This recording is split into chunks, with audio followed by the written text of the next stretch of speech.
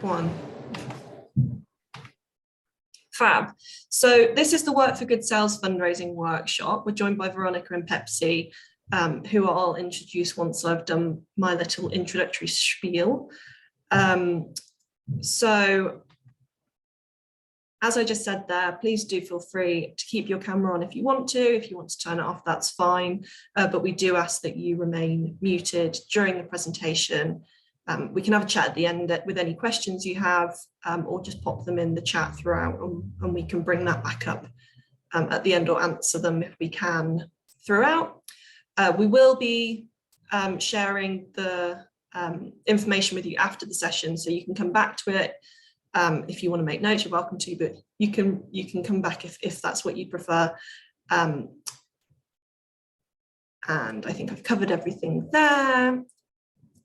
So I am Phoebe. I am the Funding and Group Development Officer for Rugby Borough for Warwickshire Community and Voluntary Action. So Warwickshire Community and Voluntary Action is the local infrastructure organisation for Warwickshire and Solihull now, providing support with 3 different strands of work: volunteering, funding support, and governance support or group development support. So I, in Rugby, cover the funding and group development strands of that, and we have a volunteering coordinator as well. And those 2 roles are represented in each of our offices across the county and in Solihull. Athelson's cut off there, but it does exist. It's just a little PowerPoint error there, but there's one of each of us. So if you have any funding queries, if you need support identifying opportunities, if you want to look into different funding opportunities or funding avenues, like for example we're looking at today, we can have a chat about that and about diversifying your income streams. These are the contact details of my colleagues across the county in the funding and group development roles. If you want to connect with anybody about volunteering, just get in touch with the person on this list and they can direct you towards them, or you can find their contact information on our website, whatever's easiest for you. So as you can see, this session is being recorded. You can also access other events like this on our YouTube channel. You can see at the bottom, we recently had a workshop on the Arts Council's Let's Create Jubilee Fund that's being administered by Heart of England in the West Midlands and Warwickshire, which has an upcoming deadline. If any of you are interested, do get in touch. Along with all sorts of different things. The Big Give, another example there of workshops that we've delivered. So I would recommend checking that out if you're interested in finding out a bit more about other funds. We have one upcoming event that it's worth noting. We have an International Women's Day virtual network for female identifying board members or aspiring volunteers who want to learn a bit more about board roles and volunteering in a governance sort of environment. So we encourage anybody who would like to attend that to join us. So I'm going to stop sharing and pass on to Veronica, who is going to tell you all about Work for Good. Thanks, Phoebe. Hi, everybody. Thank you for giving up your morning. It's now the afternoon, but hopefully having a nice little lunch break. I'm just going to share my screen with you all.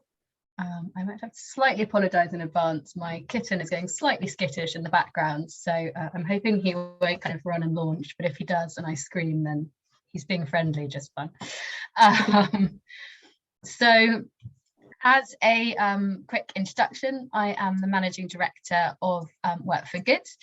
I've worked in the charity sector for just over 10 years, including within fundraising at Save the Children, as well as running a small military charity, Tickets for Troops. So I know both spectrums of kind of a major charity and then the complexities of working and running a small one as well.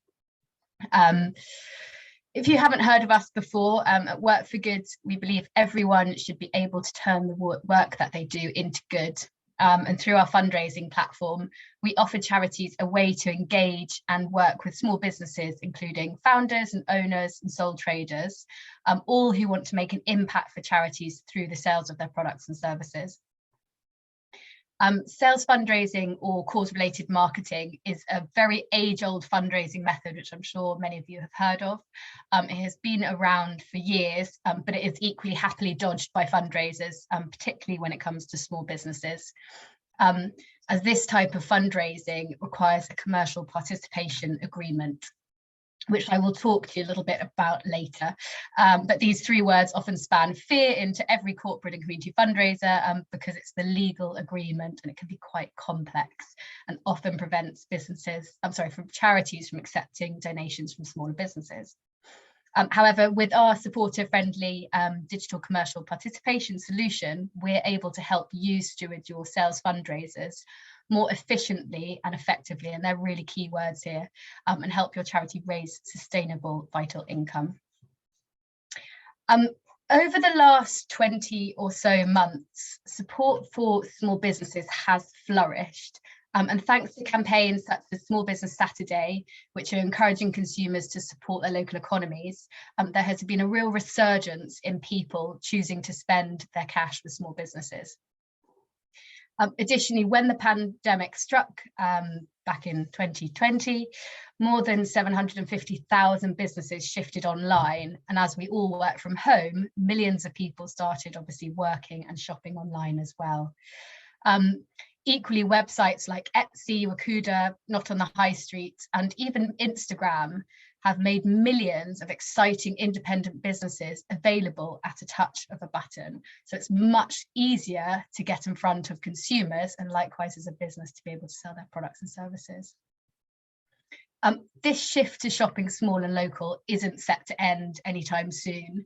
And according to a very recent Barclaycard survey, more than 9 in 10 people who have shopped locally said they will continue to do so. However, the impact of the pandemic is not the real reason why we believe that your charity should be diversifying income with small business sales fundraising.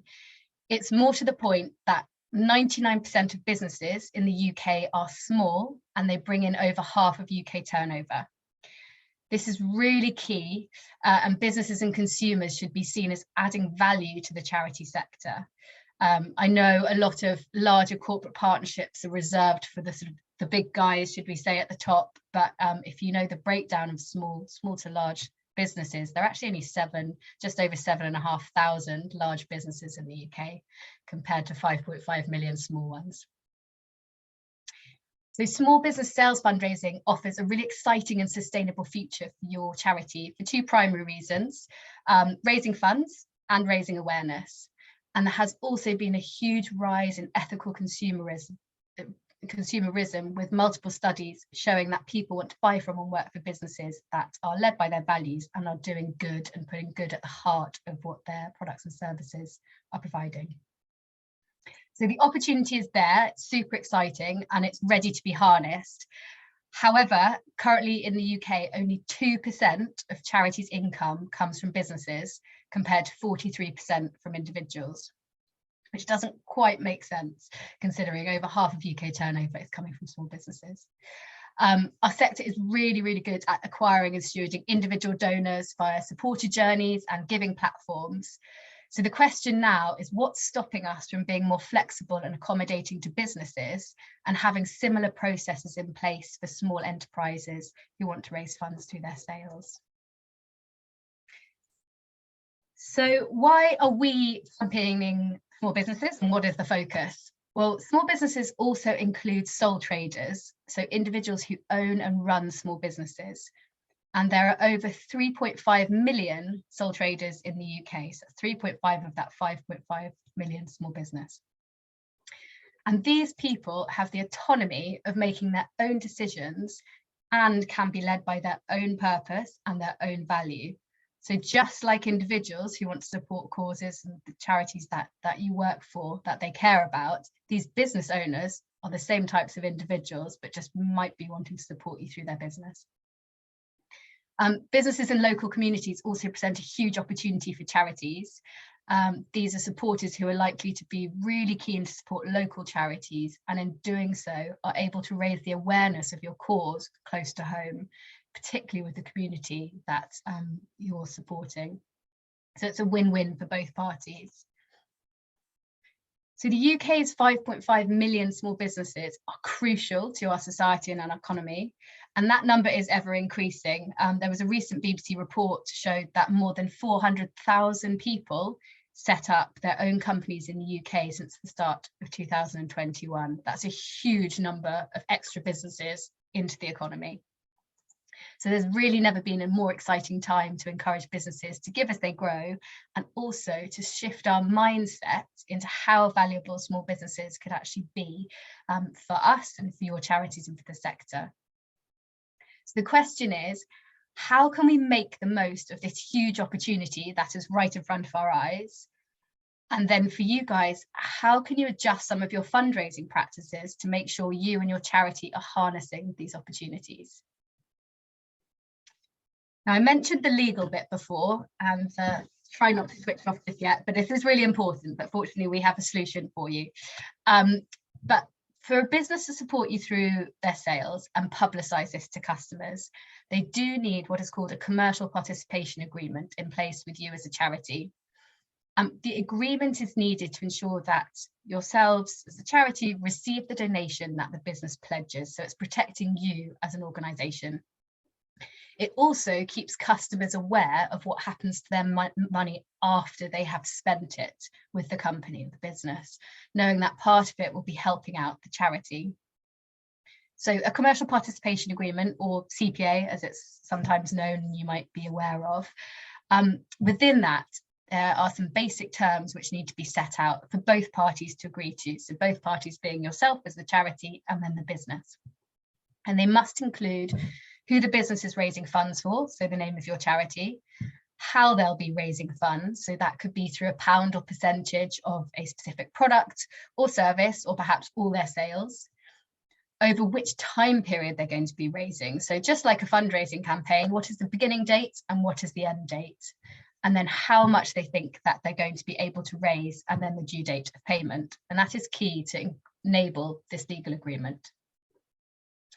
The business then also needs to provide a commercial participation statement at point of sale. And this demonstrates, as I mentioned before, to the customers how some of the money that will be spent by the customers will be used and spent. This is something that we generate as Work for Good, and we can provide to your business supporters after they have pledged their support to you. The third important legal part is we know that your charity logo is super valuable, and it's very much your brand. Now, a difficulty for charities is setting up commercial participation agreements with businesses is the access that a big business usually wants to your logo. And I completely understand that the return of investment, it's very necessary to set the minimum bar of perhaps a commitment of how much can be fundraised by that business, so that not all businesses have access to your logo. Within Work for Good, we actually protect your logo by not allowing any business to use it unless you give them express permission. So they can still support you through their sales, they can set up the commercial participation agreement, but your logo can be reserved for the larger partnerships that you may have. So yeah, Work for Good, we provide a very easy, digital and supportive friendly solution to the commercial participation agreement. And what's really important is not only it being effective and efficient for you, but effective and efficient for your supporters. And it's really important as we help our supporters to raise funds to do it in ways that work for them. And from a business owner being pulled in all manner of different directions, I can assure you that any good intention of wanting to raise money for your charity will quickly die off if they're sent on a wild goose chase to go and set up a very long, complex legal agreement with your legal team, or perhaps they're sort of shunted to another team because there isn't that capacity within your organisation to be able to support them in the best way. So we really want to harness those good intentions from small businesses, because as I said a few moments ago, they are really driven by the individual's personal values, purpose, and it's embedded in their personal business. So at Work for Good, we really do believe that every business can have a powerful, positive impact, whatever their size. And I'm delighted to share with you a couple of stories and insights from some of the charities that use Work for Good already. There are I'm going to talk you through 3 examples here. They're a range of some larger charities and then a small one as well, because I know some of you who are on this call are from smaller charities. But I think what it's more the purpose is how businesses approach the charity, and it's quite good to sort of understand the tangibility there. So the first example is from Refuge.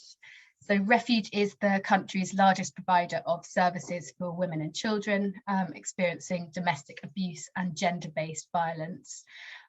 They joined Work for Good in April 2020, following a huge increase in the number of small businesses wanting to support their vital work, which was excellent for them as a fundraising team, but actually, sadly, it was due to the rise of the domestic abuse cases experienced during lockdown. So not an encouraging way for Refuge to have to be in the spotlight for businesses to want to support them. But since then, they have raised over £100,000 in pledges and donations, and they've welcomed over 80 small business supporters to their growing community. We chatted to Jessica Modi, who is see a little picture of her here, lovely girl, who's the senior community fundraising exec at Refuge. She is, yes, Refuge is a large charity. So it's a medium to large charity, to be honest. It comes across as a lot bigger than they are. But she is the single community fundraiser who looks after small businesses, some volunteers, some events, and anything else that sits under her remit. So she was having all these incoming inquiries and not really knowing what to do with them because they didn't have the CPA infrastructure set up at Refuge for smaller businesses. So what she shared with us is that when a business wants to sell products for us, we would normally have to enter into a commercial participation agreement. And as a community fundraising team of 1, she just didn't have the capacity. So if it wasn't for using Work for Good, they'd have had to actually decline lots of support from their businesses. But fortunately, because they had joined Work for Good, it means that they were able to accept the support and create essential and sustainable income. Because when a business sells a product, they're going to raise a donation. So the more they sell, the more donations they're going to raise. As Refuge has demonstrated here, using a digital solution is a great way to remove the typical challenges and barriers faced when working with small businesses, as I mentioned before, in terms of setting up those longer agreements. And it has really enabled them to welcome any sales donations of any size at any time, all whilst being legally compliant. So taking that real pressure off Jess and her slightly wider team to be able to make sure that they were providing not only a good supporter experience, but a legal one as well. Next one is Tommy's. So Tommy's is the UK's leading baby loss charity. Tommy's found that small businesses can have a really big influence, and with their ever-growing cohort of engaged small online business owners who are using their businesses and voices and raising awareness of funds for their cause. However, not too dissimilar to Refuge, but actually with a slightly bigger team, with the number of supporters that they were having that were continuing to grow and coming as incoming inquiries to them, it became increasingly difficult in both time and resource to be able to manage them all. So like many other charities, Tommy's found that the traditional commercial participation agreement wasn't fit for purpose for the smaller sales fundraisers. And this often led to frustrating conversations with prospective supporters. So that was saying in terms of that intention, wanting to nurture it to take it to the next level. But because those sales fundraisers didn't really hit the threshold Tommy's needed to set up the agreements, they had to be turning them away. And equally, the businesses didn't want to be bogged down by any sort of cumbersome paperwork as well, because it's quite off-putting. However, when Tommy's joined Work for Good, they have since been able to sort of welcome and gladly accept donations of all different sizes and very much streamline their business supporters' stewardship journeys and reprioritise their team's capacity to nurture these growing relationships. Rosie Leverton, who's head of corporate partnerships at Tommy's, shared that Work for Good has really helped us to transform how we work with small businesses. We know that if we give these businesses a great experience, they're going to tell other people in this community, and that's really important, going back to the point earlier about brand awareness. And often when one business shares that they're supporting Tommy's, we will see an influx of other businesses getting in touch proactively. Now, actually, a lot of the businesses who do support Tommy's, they are female-led, and they use Instagram to sell their products and services and advertise their products and services, mainly product-based businesses, actually. But within Instagram, as we all know, the knock-on effect of social media, that's a growing cohort of brand awareness for Tommy's, which they might otherwise not have had if they had turned away that business supporter. So it's not just the business owners and then their peers of other business owners and founders, but then the consumer base as well. So there's so many sort of knock-on positive effects. And then the third charity I would like to share with you is one called Ocean Generation, and they're a small charity. They're under $1 million in income. But they are making big waves, excuse the pun, who they are embracing support from lots of like-minded ethical businesses who share the charity's mission and ethos. The charity have really played to their strengths in identifying the synergies between themselves as a small charity and those of small businesses. And hopefully this is slightly coming home with you guys as well, because I know you're from small charities, with the aim of encouraging small changes to make a big difference. And their supporters range from reusable nappy companies to skincare brands who use their own platforms to educate others and also raise awareness of Ocean Generation's mission, as well as raising valuable income for the charity. We recently spoke to Kendra Blumsky, who is the Partnerships and Operations Exec at Ocean Generation, and we asked her what one piece of advice would she give to other charities curious about small business fundraising or sales fundraising, and here's what she told us. She said that it's really important to appreciate and recognise the value that the cohort of small businesses can have. They have just as much value as the bigger businesses, and sometimes the bigger ones don't align as much with our mission, education and awareness. So you really have to celebrate these small businesses to nurture the difference that they can make. And we couldn't agree more with Kendra. When engaging corporate supporters, it's really common to focus on the larger companies offering Charity of the Year partnerships or multi-year CSR programs, but they are very complex. And while they can be highly valuable, it's looking at the time and resource used within your charity and looking at the efficiency and effectiveness of that fundraising support. So I'd like to now show you the platform a little bit. I will pause here for any questions, perhaps, if this is a good time, Phoebe, just if anyone has any kind of immediate questions. Otherwise, I can have a look at the platform and show you how it actually works from a user perspective. There's nothing on the chat, but if anybody wants to unmute themselves. Or you're just excitedly holding your questions till the end. I think that's exactly. I think I'm just very busy thinking before I articulate anything. You know, it's taking it in. Yeah. So I'm looking forward to the demo, but I don't want to cut across if other people have got questions. So. Well, equally, feel free to jump in at whatever point if you want me to slow down, because I'm going to just take you through the platform because it's hopefully helpful to see the kind of tangibility of it. Yeah. But yeah, feel free to ask any point. I do have a meowing cat next to me, so apologies. He's arrived. Unfortunately, you can't hear him. Well, he's adorable. I'm biased, but anyway, poor Betsy, she hears me talking about my cat all the time. So let me re-share my screen with you, and I will show you as if you chose to use Work for Good. This is making it sound like a sales pitch. It's not really.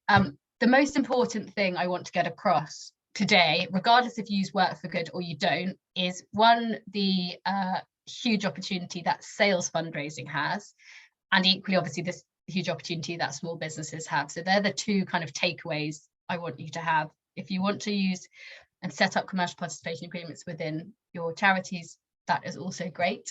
But if you want a kind of a more efficient way of doing it, perhaps, or something to help you alongside, or a tool to help engage your supporters, then hopefully we might be able to help you as well. So as I said, please jump in with any questions. So can you see my screen at the moment? Yes, excellent. So this is a test version, obviously, but this is what you would receive as a user of Work for Good. So you would have your own profile page, which you can share with your supporters. I can show you some examples of a profile page here. So let's go for the lovely Bloody Good period. So if you have an account with Work for Good, you would get your own profile page, no different from if you were using another fundraising platform, because that is what you'd want to share with your supporters. And what's really key for us is that there is a streamlined approach to how you would support your supporters. So if a supporter comes to you and say they want to support you through their sales, say that's great, please use our Work for Good account to set up your fundraising campaign, the commercial participation agreement, the statement which is provided, and then they can legally go and start fundraising for you. But we want to keep this as streamlined as possible. Your profile page, you can have your contact details in. You can put as many or as few as you like in there, depending on how much you want to be contacted. There's a unique link that goes through to the donations form, which I will show you in a little bit. And if your supporters click on that, then you will have already populated donations part of the donations form with your charity name on it. And on this, you can also share some latest news about the impact that your charity's work is having. And we do always encourage this to be quite centered towards businesses, because we want that your supporters to have the same journey as they would do if they were sitting within your corporate team. So within your profile, you would be able to set and edit your profile using this button here. And within this, what's another really important thing is, although you would be using obviously a third-party platform, which is us, we want you to share your thank you message with businesses. So to say thank you very much for the impact that their donation will have, and that pops up when the business has paid the donation at the end, and it comes up with a little swirling GIF and some confetti comes down on the screen, because it's really important to celebrate the business's donations, fundraising. And this is where you can track all your donations that come in. So here we've got the received donations. So those are ones that have been paid over to you by Work for Good. Now we aggregate all donations on a monthly basis, and we pay them over to you on the first working day of the following month. So you're never waiting too long to receive those donations. You can also download your data of your business supporters to be able to report and audit through with your finance teams. You can download all the results from a CSV and also the gift aid data. So do you remember I was talking about those 3.5 million sole traders? They are obviously individuals. Not all of them will probably pay UK income tax, but the majority will. And if they do, then you can actually claim gift aid back on their donations as well. So it's an added advantage of being able to track that information. Pending donations are those that have been paid over to Work for Good at the end of the fundraising campaigns, and we're just holding them until the first working day of the following month, and then we'll pay them over to you, and then they'll click over to the received box. Pledged is when a business sets up their donation or creates the commercial participation agreement with you. Remember, I just showed you that donations form. So this is how easy it is for a business to create a fundraising campaign or a sales fundraising campaign for you. So they'd be able to choose. Can I just check, can you see this? Because it's sometimes a bit small. Is that okay? Yeah. This is where they can choose the charity that they would like to support. So your charity. I'm going to choose WWF for now. If they would like to publicise their support, so if they would like to publicise their support, that means they're going to be creating the agreement with you. If they don't want to publicise the support, that's absolutely fine. However, they wouldn't be able to market that they're supporting you in any way, and specifically not related to sales. Then businesses can choose a percentage or pound per product of every sale, or sales from a specific product and service. And they can add in, say, from a t-shirt. And then the Rachel, do you want to ask a question now? Yeah, please, if you don't mind, if you could just go back up to where you've ticked the box to say I would like to the choice between publicising the donation and them not. How would that work for us if we were to acknowledge donations, you know, say in an annual report or something? Would we be able to do that, or would we not? Does that make sense? You know, if we were then communicating out about that, or would that put any limitation on it? It was just when you were saying about what the responsibilities would or wouldn't be with the company, I just wondered how it would be for us citing that or not in any of our communications, if I'm making sense. Yes, I think it does. Yes, thank you. So if you would, presumably you would have to report on all donations that are coming in anyway. It would just be the donations if they were coming in through businesses who want to support you, perhaps through, I don't know, a one-off donation, for example, that is not directly related to sales.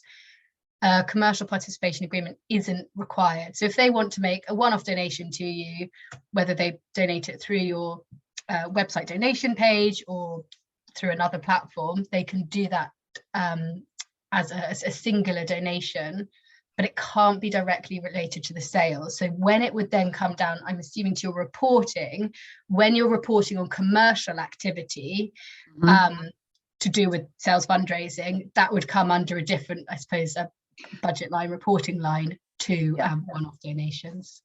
Yes, okay, thank you. Welcome. Oops. Yeah, so then the donation estimates. So this is quite interesting. It's important to always note. So when we talk about the thresholds for sort of the larger companies, you know, I know some charities sort of have a 5,000 minimum threshold, some have 50, some even have 100,000. I can imagine that probably doesn't sit with you guys. But what is important about sales estimates is they're based on forecasts, but that means they can go up and they can go down. Ideally, we want them to go up. And we know that when businesses are fundraising for charities through their sales, obviously there is a commercial benefit there. There's a benefit for them to say that, yes, we are supporting X charity, because they are then setting themselves apart from any competitors. If you, I don't know, you're looking at 2 peanut butters on the shelf and one peanut butter is supporting WWF, for example, and the other peanut butter isn't, perhaps even if the peanut butter was 50p more expensive, but it's supporting a charity, the likelihood, and 78% of consumers are likely to switch brands to a purpose-led product, they might pick that one. So they have put in the amount that they think they're going to raise. Let's put it at a modest £100. When the donation is going to be paid, and then also, in fact, I'm going to show you not a WWF example. I'm going to show you.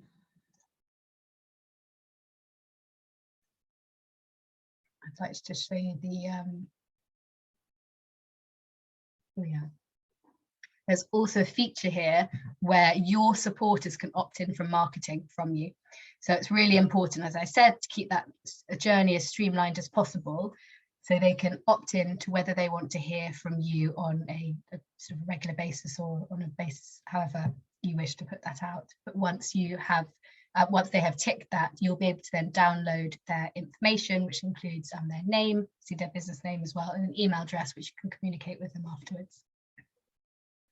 And then the business will set up their donation, and a automatic solicitation statement will be created. So the commercial participation statement, which would say that X business is supporting Compassion Direct through their t-shirt sales via Work for Good. And that's the statement that they have to put at point of sale. Just popping back to your dashboard, here you've got the number of businesses that are supporting you, so the total number, and then also number of businesses that are referred by you. And what that means is when a business signs up to Work for Good, they can just put in how they have heard of the platform, and then that gives you an automatic notification from us to say that the business has signed up. And what is really important for us is to keep those ongoing communications and notifications up with you, so you know what's happening with your supporters. So for example, when a business sets up their donation to you through the donations form, creates their fundraising campaign, we would send you an email and a notification on this little button up here to say that the business has set up their support for you. If at that point you'd like to do any due diligence on the business, of course, you're very welcome to do so. Due diligence is proportionate to the amount that is being raised by the charity, by the business, but that is down to your individual charities processes and how you run that. And then if for any reason you wish for the business not to support you, you just have to let us know, and that's sort of the extra service that we provide to support you, and we will go and have that conversation with the business and let them know and ask them to redirect their support somewhere else. As part of your membership with us, and membership is free, should I add, to sign up it's free for charity, there is no ongoing membership cost. We do deduct 5% of donations though, so that is at the point that the donation has been paid. So I suppose the journey that the business has gone and the journey that you have gone up until that point, there is no cost attached until the donation is paid. But you also get access to a free toolkit, and you can have a look at that directly on the website. So if you go to workforgood.co.uk, go to for charities on the navigation bar and pop on to toolkit for charities, you can have a look at lots of tips and templates to sort of better engage your supporters. So whether that's if you've got incoming inquiries from businesses who want to support you through their sales, or you want to be a bit more proactive, send out some direct marketing emails or perhaps some social media suggestions as well. And there's a learning and development section at the end as well. So I'm going to turn to Pepsi. Pepsi, have I missed anything? I just want to know, has anyone got any questions? Pepsi, is there anything you think I might have missed? How can I help? I don't think you missed anything at all. No, I think all's there. So yeah. Fab. So does anybody have any questions? Helen, sorry. Yeah, I was just wondering, in terms of sort of before signing up, is it worthwhile explore it? Because this is would be completely brand new for us. So sort of what comes first? Do you engage with your small businesses before we kind of, so that we know there's interest locally to support us before we sort of use the platform to start sort of promoting it? Is that, how do sort of charities go about it? Which comes first, chicken or egg? Chicken or egg? Well, that's the biggest question, isn't it? I suppose there are two answers. It sort of doesn't really matter, but equally, if you have, I suppose this is going back to the intention piece. So if you're having a conversation with a small business and you're saying, you know, actually we would like you to support us your sales, there's a really easy way for you to do it, but you do need this legal agreement, and they're like, okay, that's great, and then you say, but we haven't signed up to the platform, let's go and do that first and then we'll come back to you. I suppose that period in between those communications, you don't want to lose any of that intention. There is no loss of being on the platform, because if you're even on there and you remain sort of dormant, which is not really something we like to encourage, because there's no point you using us if we're not helpful for you. But as a tool, you could also receive some organic and sort of incoming inquiries from businesses who find you through the website. So we do have a charity search function as well. So I'm going to be honest, the majority of businesses that do use Work for Good, they do come from charities. About 76% come because they have contacted a charity, they want to support them through their sales, and the charity's like, that's great, can you go and use our Work for Good page? However, we do obviously have some who come organically that have found they searching mostly supporting a charity through sales, through whether that's through Google or social media, or they have, back to the Tommy's case study earlier, they have been referred by another business perhaps, so they know another business who is giving and they want to support as well. So there is an option here for businesses to search for charities, either by name if they know what the charity is called, location, sector, or size, or they can just have a little look down here across all the sort of hundreds of charities. We've got over 1,000 charities using Work for Good at the moment. I'm not sure, did that answer your question? Yeah, no, it's good. It's just good to ask. So the whole corporate thing's quite new for us at the moment. We're just starting to look at all sorts of different angles. So yeah, just trying to gather as much information and the best way of approaching it, really. So I think for us, really, we probably need to do more work approaching our corporates and start to build the conversations there before we perhaps signed up. Like you say, we don't want to sit dormant. That's no good to anybody. So yeah, we've probably got a piece of work around that first, and then just sort of suss out that level of engagement from the corporates and the small businesses locally to see if they would be willing, and then we could sort of go. And I suppose it's almost like sales fundraising is not the only way you would obviously communicate or request support from your small business supporters, as you wouldn't if they were a bigger corporate partner, perhaps. The one way I like to look at it is sort of corporate supporterships. I actually really don't like the word corporate because not many businesses are corporate.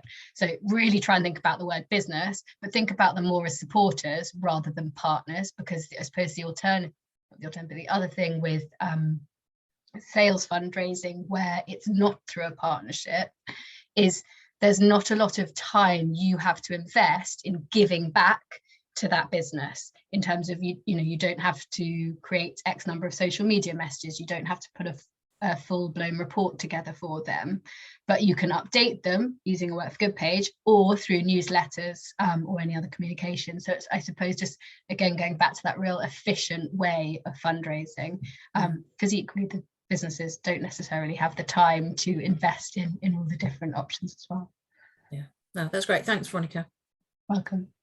I'm just going to chip in as well. Sorry, Pepsi. I was just going to say, if you sign up and you're creating your page and you want to have a chat about how to communicate your charity and to sort of your pitch, you can get in touch with us and we can help with that, just as we do funding applications.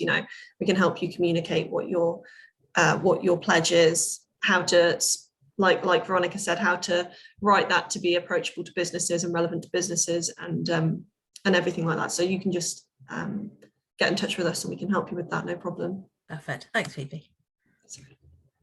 I was just going to say, sorry, but I was just going to build on what you said as well. I think, Helen, it's a really good question about that kind of chicken and egg scenario, and kind of understanding that receptiveness of the businesses around your charity.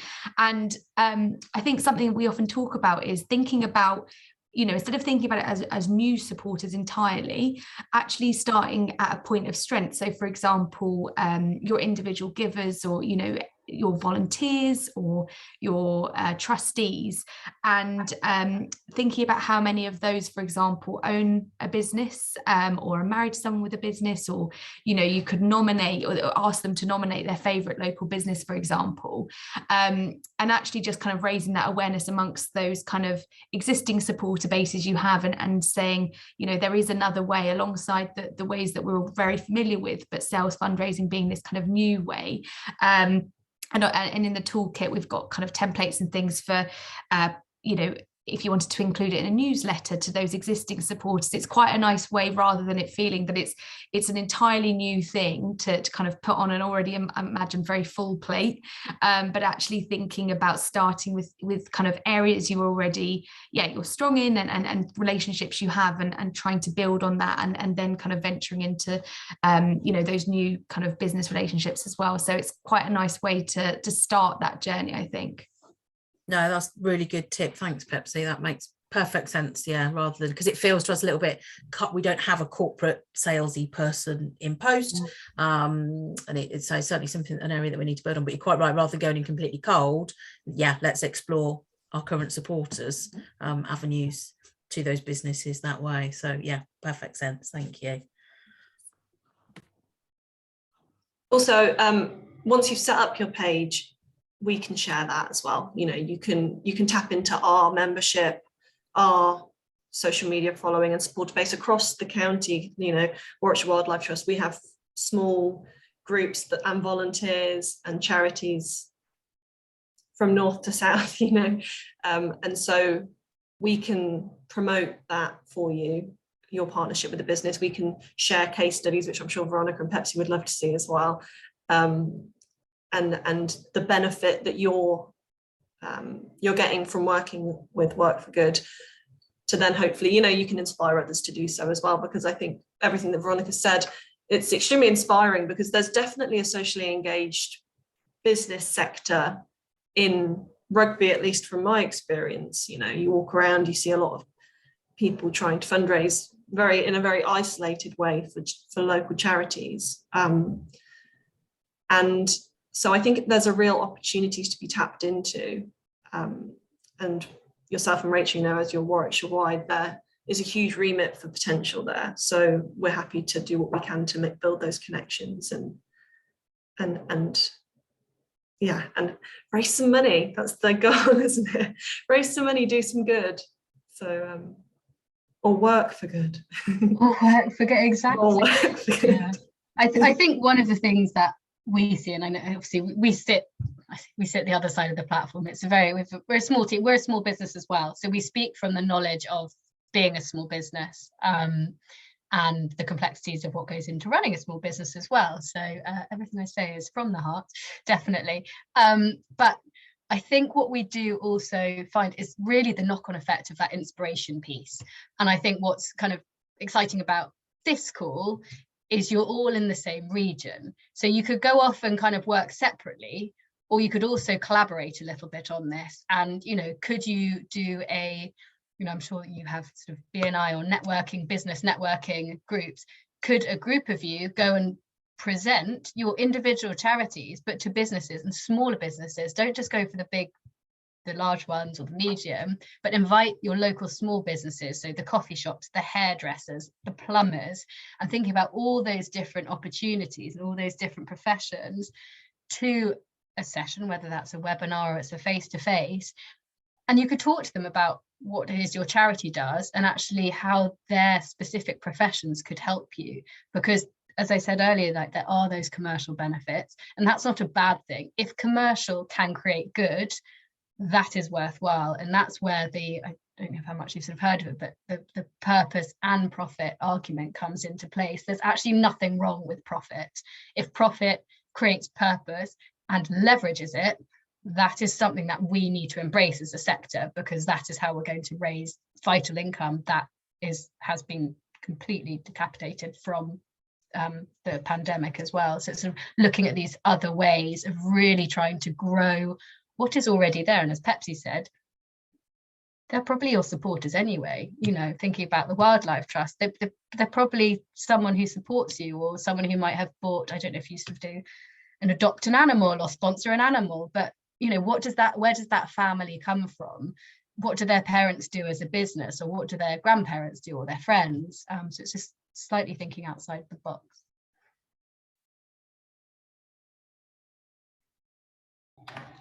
Had to happen at some point, didn't it? Talking with it muted. That's fantastic. Does anybody have any sort of closing questions? We've saved 7 minutes to go grab a biscuit or a cup of tea. No particular questions. I think it's really useful.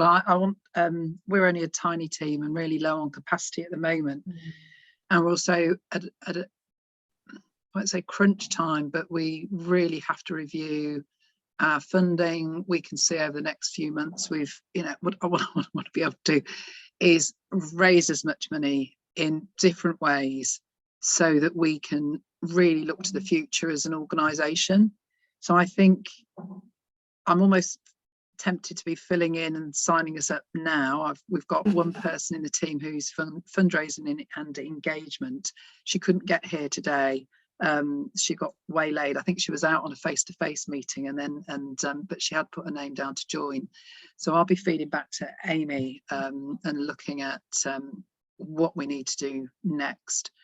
It's also things like you say. It's tapping into those supporters, and I think Amy and I would probably benefit from having the conversation or looking at what's there already regarding how we communicate this out to our current supporters. We've got different networks, and I'd really like to do it so my feeling is it could feel a little bit like cold calling, and I don't want it to feel like that, and I don't think that's not the impression I get from this, but it's how do we do it so we're approaching people in the right way, in the right vein, and also some of those different businesses. How do what you know, when we talk about t-shirts, I get that, it feels very tangible, but when people are actually, their businesses, HR or coaching, or, you know, from the different networks, it might be that they're selling blinds in, I don't know, Studley or something. So some of the things are very tangible, but other things just feel less so. So I'm just kind of, as you can tell, mulling it all over at the moment. I think we will be signing up. We're looking at the moment at what portals and what we're using for what. So it feels like this has got some promise, but also I'm very conscious about, we want to do it and we'd want to do it right, and building on, I think, like Helen was saying, you know, getting it right, understanding it, balancing in with kind of just jumping in with 2 feet. I've got to, which is where I'd quite like to be, but also using Carver and yourself, you know, to draw on that, your expertise as well. So we do get this right. I see it has potential. I think the other advantage is that there's no financial commitment for us. So it's more of an investment of our time at the moment than finance, which is also a challenge. But certainly, I'm 99% certain we'll be in touch to take this, to progress this with you. So yeah, quite soon as well. I'm going to reply on a couple of your points. One, I think it's really good, obviously beginning of the year, but looking at different ways to fundraise. The benefit of sales fundraising, regardless of Work for Good or not, as a fundraising stream, it's a sustainable way to raise money. Because once a business is part of your supporter base, if they're also having a good journey, they're being supported correctly, as their business grows and they sell more products or services, and I'll come back to the service point in a minute, they're going to be raising more funds for you. So we have a very much an ethos, kind of give as you grow. So any business at whatever size, if they're a startup and they haven't started, if they're a young business, a lot of charities do reserve working with businesses completely understandably until they've been trading for a couple of years, because they want to have the return of investment, which makes perfect sense, particularly if you're very small. But by enabling that kind of early stage startup, and think about kind of Uber, Facebook, Airbnb, Bloom and Wild, they were all startups at one point, but to be able to keep them ticking over and kind of have that slightly I suppose bird's eye view of them, rather than the intricate partnership, and not too scary having that intricate partnership with them, it allows you to sort of nurture that intention. Some will work wonders and they'll fly, and others won't, because that's just happens with business. But I suppose it's providing those opportunities. And just on your invoice point, that's my point. On your service-based business point, we do have quite a few service businesses that do use Work for Good, but they support different charities. One quite good example, because I think it's quite nice to have tangibility, is a marketing company, and they donate 3% of every client invoice, so every contract that they have, and they've actually done that for the last 3 years. But there are lots of similar circumstances. So I suppose it could be, you know, if you think of lawyers, for example, you think they're service based, so you think, okay, a percentage, but what happens if they donated, I don't know, £2 from every will they created? And it's just putting that sort of tangibility to the types of supporters that might be. So t-shirts, or I don't know, do you have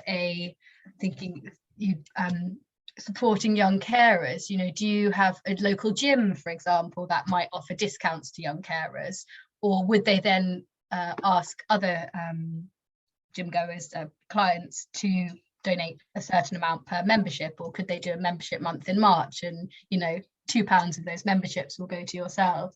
So it's looking at different ways that could actually work, but also the tangibility to you as a charity, as you would do for, you know, if you were looking at a trust or a grant. Thank you. Just scribbling down some notes.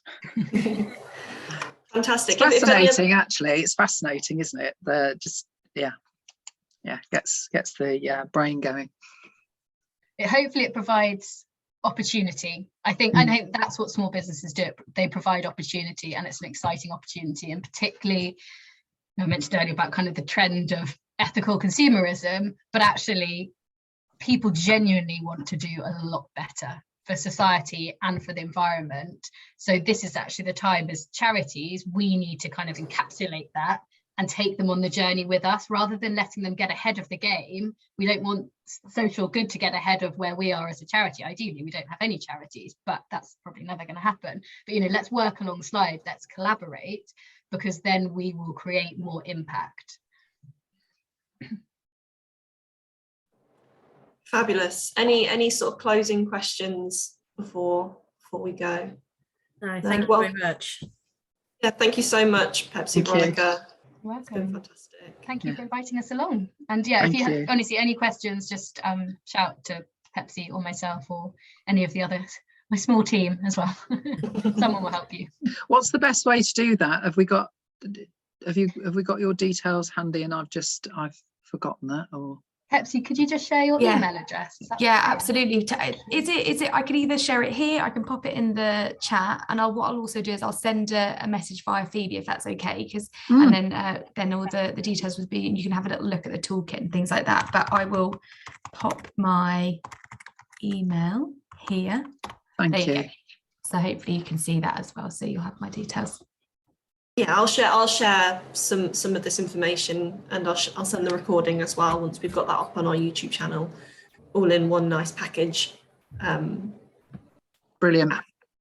Yeah, That's fabulous. great. Thank you ever so. No problem at all. Let us know at Carver if we can help at all as well. Lovely. Thank you. Thanks so Bye-bye. much. Lovely to meet you all. Thanks for Bye. organising, Bye. Phoebe. Take care. Bye. Thank you, Phoebe. Thanks. Bye bye.